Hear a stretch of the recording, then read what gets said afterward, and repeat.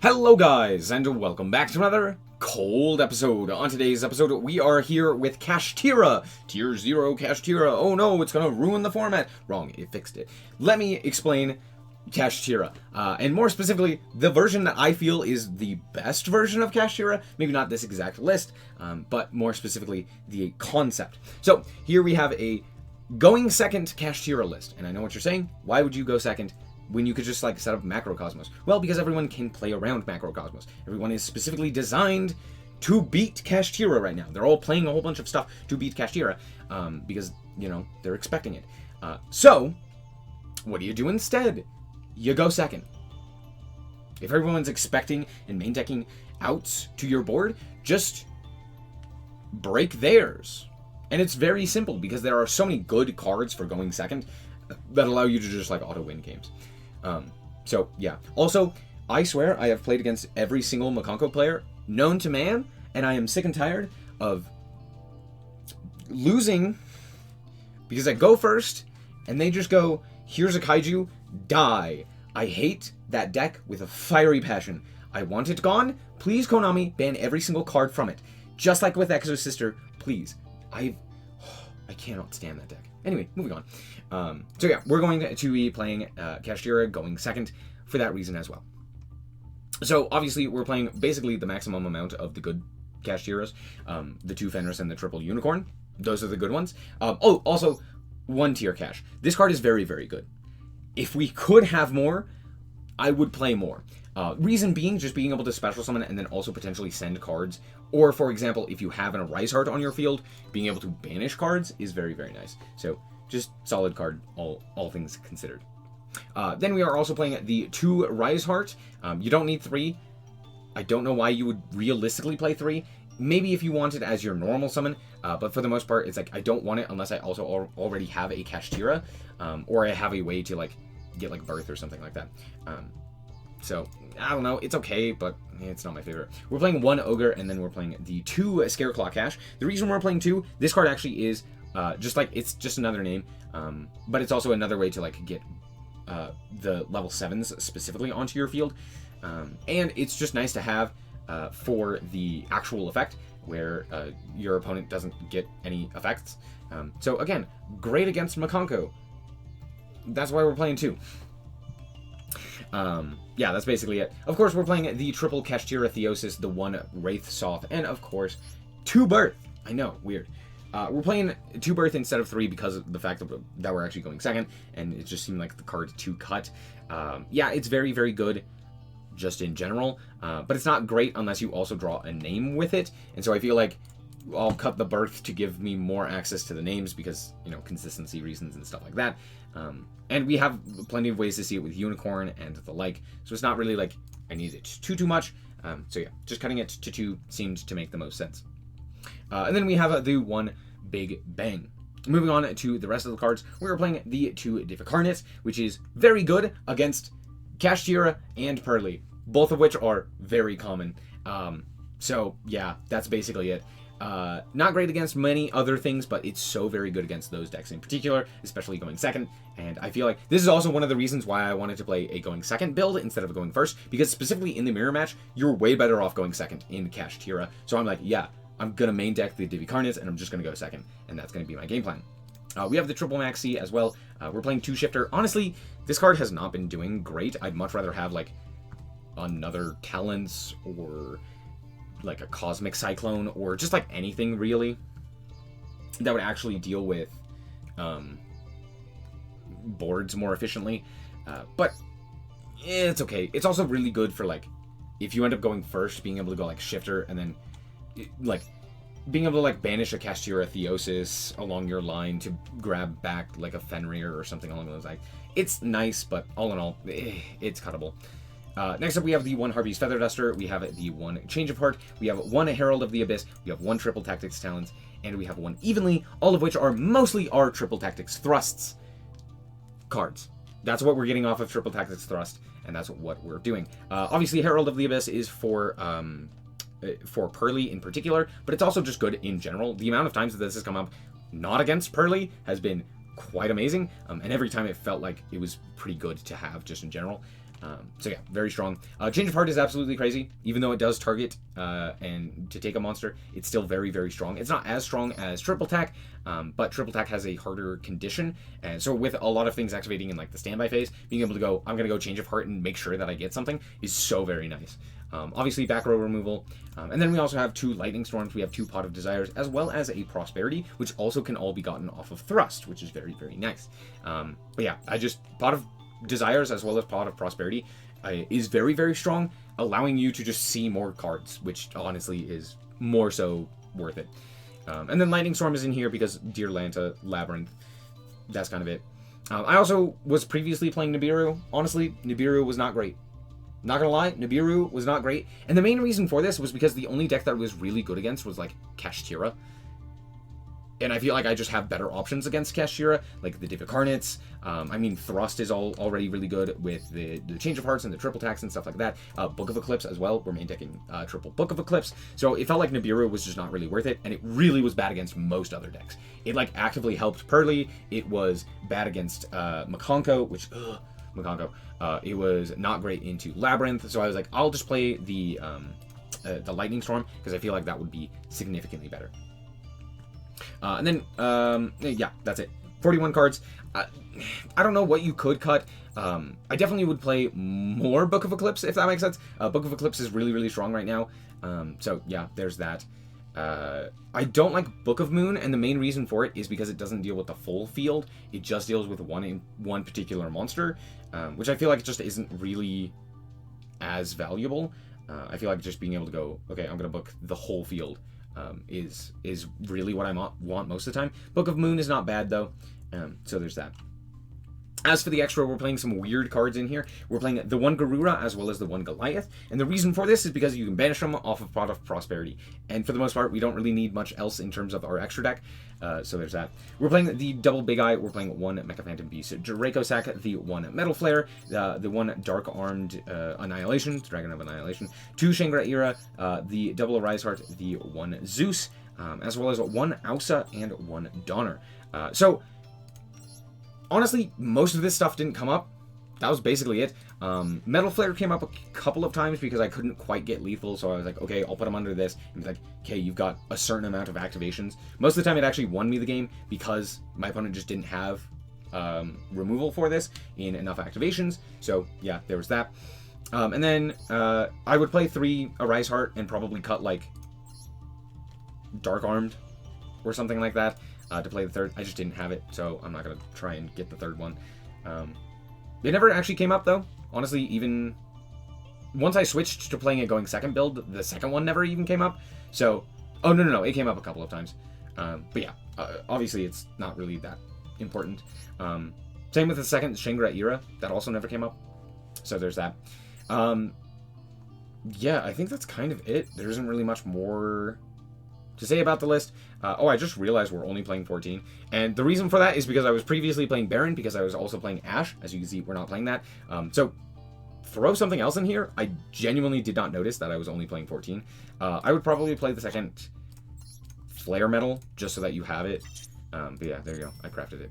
But yeah, that's it for the deck list. Let's hop into the replays and show you how this deck performs. Alright, so here we are, of course, going second with an incredible hand.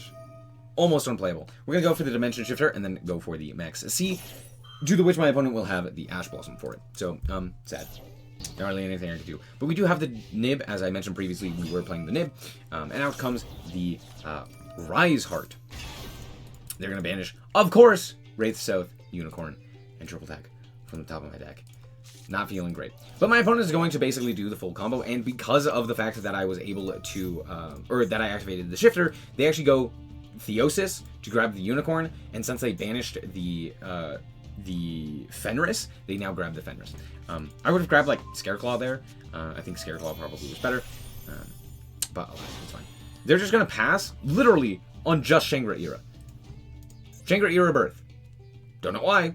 They probably know that I'm playing Kashtira, but even with that being said, they still activate the Shangri-Ira. Perfect. I also draw Thrust because I'm just better, and I go, Change of Heart. The reason for this, hey, if I'm playing the Mirror Match, give me the Fenrir, now I get a tribute over your monster, and now he gets to go for the Fenrir line. yeah, I activate the Fenrir, grab up Rise Heart, and this is lethal here. So we're going to go special summon the Rise Heart, activate the Rise Heart effect, etc., etc., go into a Rise Heart. And the reason for this, they activated a Shangri-Era, and now I get to OTK them. Hip hip hooray, banish the Birth, I get another card, and it's just game over. So there you go, literally a thrust won me the game. Cool, thanks Konami. Alright, so here we are with 2 Maxis, that's right, 2 Maxis, you'll love to see it. So we're going to fire off the Maxi, and get crossed out. Well, nothing I can do about that, but alas, here we are. Out comes Stratos. Heroes. I gotta show you this one because I love hating on heroes, and the people who play them. So, there you go. They're gonna go through this really fun and interesting line that ends on basically nothing, and you'll see why in a second. So yeah, they're gonna go through their whole long spiel, go for the Liquid Soldier, draw some cards. They're also playing 50 cards, which is suspect, but alas, here we are. They're gonna go for the Liquid Soldier, grab up the Miracle Fusion. Out comes Red Reboot. They're gonna go for Miracle Fusion into Escorial. They're gonna go bring back the Miracle Fusion. Out comes the Malicious Special Summon it. Activate the Fusion, or the Polymerization. Go for DPE. I love DPE. Activate the Miracle Fusion. They go for Wake Up My Elemental Hero. They're then gonna go for the DPE. Pop 2. And they didn't activate the DPE. Huh. Don't know why they didn't. I don't think it mattered. And you'll see why in a second. So, yeah, we have the Harpy's Feather Duster for this, so there's that. And we draw a Change of Heart, which is why I don't think that it mattered that they didn't activate the DPE. So there's that. However, I was very tired when I did this, so I misplay very badly and don't get punished. So don't do what I do. But there you go. They're gonna go for the Mask Change. I'm gonna go for the Maxi, and I'm like, I'm not really paying attention, so I'm like, oh, DPE should also be coming back, so I should get 2 draws here. But I'm also, here's Pot of Prosby. I should not have activated the Maxi. I should have just allowed Pot of Prosby to go through. But alas, it kind of causes issues with Dark Law and stuff like that. They also summon the Dark Law in defense position, which is interesting. So, a little bit weird. But that does end up hurting me. They're going to go and chain a whole bunch of things here. And since I drew a card, of course, they're going to banish my Fenrir, because they just get to choose, apparently. They're going to set another card as well. And they added the Spirit of Neos. So I'm going to go wipe their back row, and then I go Change of Heart. Don't do this. Don't do this. Don't do this. Activate Pot of Desires first. Potentially grab a Kashtira monster. Then go for the Change of Heart. Also, don't target the card that's in defense position. I was very tired. This was very, very, very, very, very, very bad. Doesn't matter. Not punished. Grab Birth. We're going to go Birth, grab up the Fenris. Fenris effect is going to grab up the Unicorn. I'm going to normal summon the Unicorn. We're going to activate the effect of the Unicorn to grab up the Theosis. We're going to activate the Theosis here. We're going to target the Unicorn and special summon out of the Rise Heart. Out comes the Shangri-Era, and at this point the game is over because my opponent concedes. Cool. That was really poorly played. Didn't matter. Didn't matter. Just go second. It's fine. You'll win. You will win. Alright, so here we are going second and whole 2 thrusts. Let's go. I start with the activated Max C, to the which my opponent will go, haha, I'm playing Labyrinth. And I go, no. Anyway, they set 1 in pass. I have no idea what's going on. How did we set 1? Anyway, activate the Big Welcome, special summon Lovely. Lovely was not in hand. I do not know how we only set 1. And of course, they hit the Theosis. Because why would they not? They see the Theosis and they go, Maxi. And I make a dumb decision here because I was like, that was activated in the May phase, right? No, it wasn't. Why did I activate why did I grab triple tech? I don't know. I'm dumb. Anyway, grab Rise Heart here so that we can normal summon it and just banish the Big Bang. I shouldn't have banished Big Bang here. I should have banished something else. Doesn't really matter. We're going to go Fenris in, banish their Lovely face down, which means that they probably can't do a whole lot here. And then I'm going to set a Book of Eclipse because Book of Eclipse is OP. Every time I drew Book of Eclipse, I, won the game. It was crazy. Speaking of which, evenly matched. Oh, that's what's in their hand. Cool. Imperm. Alright, now it makes a little bit more sense. They're going to go for the Ariana here. And they're going to grab the Lovely, the Lady. They're going to set an additional 2. They're going to bounce some cards, yada yada, do their spiel. That's fine. During the end phase, can't do anything. That's fine. We're going to go and they're going to go for Dimensional Barrier, calling the Xyz. Funny, Dimensional Barrier sucks against me. And do you want to know why? I don't need my Xyz. And I'll show you. So they activated their effect, and so I'm like, you have been punished Just kidding. They activated Ash. Just kidding, you are punished. Gimme. Gimme. Triple attack ended up coming in clutch. We're going to grab the Rise Heart. We're going to special summon the Rise Heart. We're going to banish it in Ogre. We're also banishing 3 from them. And then I'm going to Tribute Summon. They're already very low on life points. I didn't need to do this. I could have just attacked for game. But it's funnier by Tribute Summoning the Unicorn. So we're going to go and grab the Birth. We're going to activate the Birth. My opponent is probably screaming at themselves. We're going to grab Ogre. I was playing Preparations previously. I actually switched the Fenris to defense position just in case it's like a Drowning Mirror Force or Mirror Force or something like that. But alas, here we are. Good game. Yeah. Alright, once again, going second, and, well, you know, sometimes you draw the Roach. During the standby, I'm going to fire the Roach, and, okay, I guess we're not doing that. But it's okay. Trust. My opponent is going to reveal it's Kashtira! Fantastic. This is such a good hand for me. Thrust probably kills them here. This is why I don't like Kashtira going first. Thrust just kills you. Just straight up kills you as a Kashtira player. So it's really not that great. They're going to go for the Arise Heart, that's fine. They're going to go for their own Thrust because they did activate a Maxi, so they're going to set an Imperm. Oh no. Anyway, out comes the attachment from the Arise Heart, and they're going to pass the turn. They're also going to be stupid and activate the Shangra Era during the standby phase, allowing me to go for my own Thrust. We're going to banish a whole bunch of things. They're going to attach any material. It's fine. I'm going to go Pot of Desires, which actually gives their Shangra Era a card. And of course I draw 2 more Thrusts! What is happening? It's fine, I promise. I just need Thrust. It's okay. I'm going to go Thrust and grab up that Change of Heart. The reason I grab Change of Heart here, as opposed to... oh, I could have grabbed Triple Tag. I don't know why I didn't. Yeah, Triple Tag would have been better here. Because they did activate the Rise Heart. So that was a bit silly of me. I definitely should have gone for that instead. But I was like, oh, I want to specifically take. But yeah, they just do that. Whoopsie. Whoopsie. Doesn't really matter. I'm just going to go and make my own Rise Heart because my opponent has activated their own Shangra Era. Which means I can just walk into this guy. Yes, the banish is going to happen, but Damage Step is a cool thing, so they can't actually activate their Unicorn, which is very, very cool. So they don't get to banish my Zeus, and just slap down a Zeus, and I go, cool, out my board, Bungus. Goodbye, field. Also, Birth. Activate the Birth, grab up the Unicorn. The Unicorn has not used its effect. We're going to grab up that Kashtira Theosis. Theosis effect is going to activate. We're going to grab up the Fenris. Fenris effect is going to grab up Scareclaw Cash. We're going to activate the Scareclaw Cash, banishing a card, and passing on that. Now, I know what you're saying. Why not make an Arise Heart? Why not make a Shangra Era? Why not make something? Well, because honestly, Fenris banished face down. Unicorn banished the Zeus that they could potentially make, as well as Scareclaw preventing any activations from my opponent, is pretty good, if you ask me. So, yeah, I'd much rather have this board. It's not, like, great by any stretch of the imagination, but I was like, okay, I could either go Shangra Era and not activate its effect and just have a guy, which doesn't seem very good. I could have a Rise Heart, which is going to trigger things like Thrust or Triple Tack, which also doesn't seem very good right now. I could go Flare Metal, which could burn them, but they're at 8,000 life points. That's not really going to do much.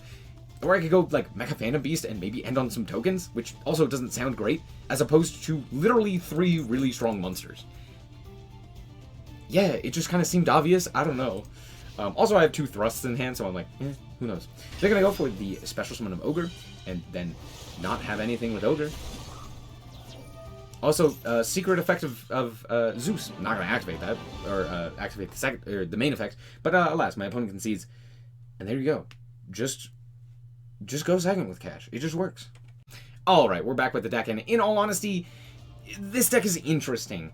It's kind of difficult because honestly, because of how often I played against Kashtira and Makonko, I think that this version probably worked better for me just because of that, right? Just being able to play second against those 2 decks in particular and ended up having a really strong win rate. I don't think I lost a Kashtira mirror match going second. Like, genuinely, I don't think I lost one. It was that one-sided. However, I lost, like, every matchup against Labyrinth. Almost every single one. It was really bad. And the main reason for that is just because there's a lot that Labyrinth can do when going first entirely uninterrupted, and I can't really do anything to interrupt them. So obviously there's something there, like, you know, playing Ashe is maybe worth it. It also stops things like Maxi. Maybe you just remove the Maxi and play Ashe instead. I don't know. Kind of hard to say. There's a lot of cards that I feel like I need. Maybe you could take out the Lightning Storms and play Ashe. Maybe that would be better. But yeah, there's that. A lot of people are like, oh, take out the Pot of Desires. Honestly, this card was invaluable. It was so incredibly powerful to be able to go Pot of Desires and then just see 2 more cards, which could potentially be a Kashtira card, which could potentially be a going second card. There was a lot of cards that was just like, yeah, this is just helpful to have.